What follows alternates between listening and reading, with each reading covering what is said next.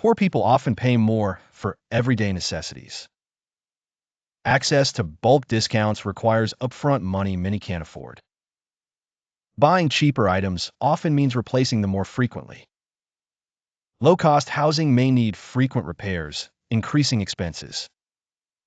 Lack of credit often leads to costly payday loans. Poor neighborhoods can mean higher insurance or transportation costs.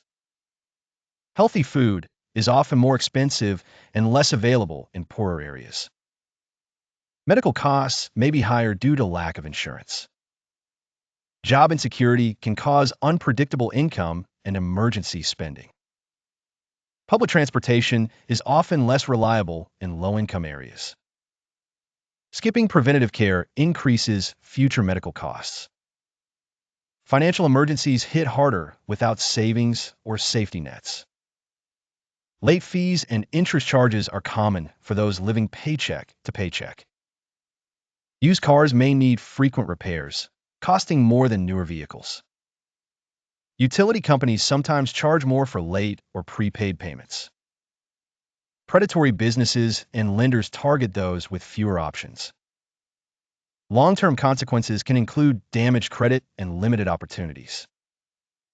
Education and job training access are restricted, increasing long-term costs. Higher stress levels can lead to health issues and medical spending. Poorer people may work multiple jobs, increasing commuting costs. Wealthy people invest to grow their money and prevent extra expenses. The cycle continues. Poverty creates expenses that keep people stuck. Being poor is expensive highlights hidden costs that trap the vulnerable.